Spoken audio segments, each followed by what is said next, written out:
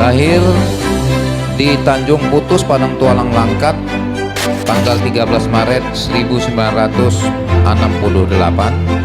Beliau S1-nya di FMIPA USU, tamat tahun 1995.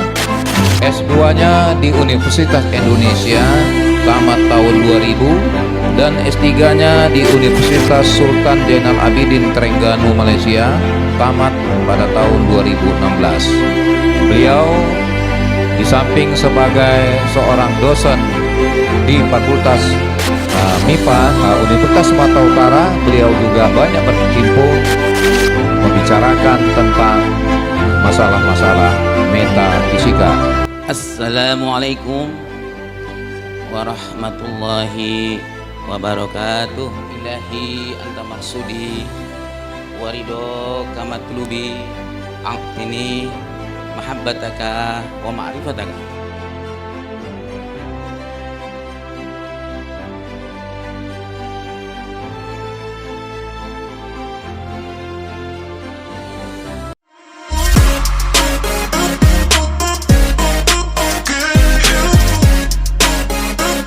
Assalamualaikum warahmatullahi wabarakatuh. Perkenalkan, nama saya Fitri Widiawati dengan NIM 2108011047. Baiklah, di sini saya akan menjelaskan tentang aplikasi fisika mekanika pada kipas angin.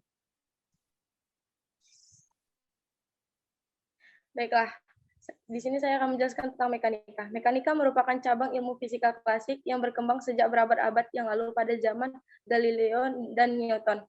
Galileo merumuskan hukum-hukum benda-benda jatuh, sedangkan Newton mempelajari gerak benda pada umumnya.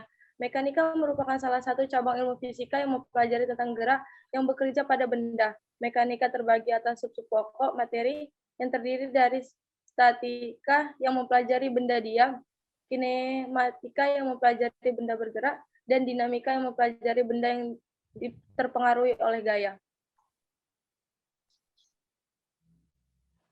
Cabang mekanika. Prinsip-prinsip mekanika berlaku untuk bidang atau subdisiplin berikut. Yang pertama itu mekanika relativistik atau mekanika celestial. Pelajarilah perilaku dan perpindahan bintang dan benda langit seperti planet, bulan, dan matahari yang bergerak dengan kecepatan tinggi dalam ruang dan waktu. Ini terkait dengan teori relativitas fisikawan Albert Einstein. Yang kedua itu mekanika klasik atau mekanika benda bumi biasa, berfokus pada benda yang kecepatan gerakannya kurang dari kecepatan cahaya yang diterapkan ke hampir semua benda di bumi. Mekanika klasik didasarkan pada mekanika Newtonian, di mana gravitasi diperkenalkan bersamaan dengan massa dan gerak sebagai konsep utama area tersebut. Yang ketiga itu mekanika kuantum atau teori medan kuantum. Ia berfokus pada fenomena yang tingkat mikroskopis, yaitu ia menganalisis perilaku dan radiasi elektromagnetik materi pada skala atom dan subatomik. Pengertian kipas angin. Kipas angin merupakan peralatan elektronik konvensional yang sering dipergunakan sebagai pengatur sirkulasi udara pada saat cuaca panas. Konsumsi energi listrik yang rendah, harga yang terjangkau, tidak memerlukan instalasi khusus, dan mudah dipindahkan atau portable, menjadi alasan utama alat ini untuk dipertahankan penggunaannya.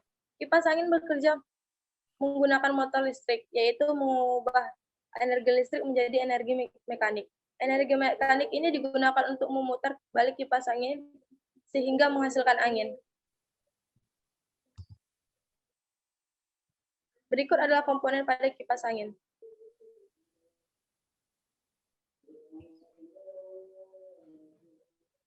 Prinsip kerja pada kipas angin. Yang pertama itu motor listrik, merupakan mesin listrik di dalam kipas angin yang mengubah energi listrik menjadi energi mekanik. Kapasitor kipas langit-langit menggerakkan motor listrik, memungkinkannya untuk memulai dan menjalankan. Arus listrik mencapai motor, kemudian memasuki gulungan kawat yang melilit dasar logam. Saat arus listrik ini melewati kawat, timbul medan magnet yang mengeluarkan gaya dalam gerakan searah jarum jam yang benar-benar mengubah energi listrik menjadi energi mekanik. Tindakan ini menyebabkan kumparan motor berputar. Saat angin berputar, bagaimana cara kerja kipas angin adalah menangkap gerakan berputar dan mentransfernya ke bagian bilah kipas. Berikut adalah rumus-rumus yang saya ketahui pada prinsip kerja pada kipas angin. Rumus untuk motor DC 2 kutub berikut bisa dipakai N sama dengan P dikurang RI per Z. Di mana N putaran per detik, P tegangan sumber, RI tegangan drop di stator, dan Z jumlah gulungan rotor. Tetapi semua harga V dan I numerik di atas harus dirubah ke bentuk fasor, dan R diganti menjadi impedansi. Rumus akhir yang tidak mewakili kuantitas tegangan adalah N sama dengan 120 P per P, di mana N putaran nominal atau tanpa kipas per menit, F adalah frekuensi suplai listrik, P merupakan jumlah kutub rotor. Ketika Anda memasang kipas, harga putaran akan turun. Tapi karena motor ini sejenis kuda buta, dia tidak tahu besar kipasnya itu. Dia akan memaksa dirinya berpacu menuju putaran nominal. Maka dia akan menyedot banyak sekali arus listrik. Tetapi jika diameter kabel di dalam motor itu terlalu kecil, maka motor akan game over atau hangus. Itulah sebabnya rumus pertama di atas diperlukan untuk merancang sebuah motor kipas angin.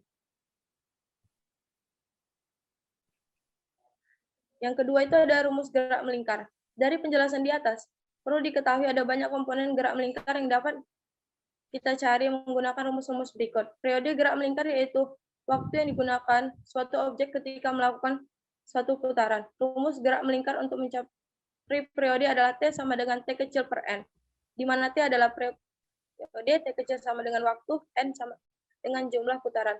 Frekuensi gerak melingkar yaitu jumlah putaran yang dilakukan suatu objek dalam satuan waktu. Rumusnya adalah F sama dengan N per T, di mana F sama dengan frekuensi.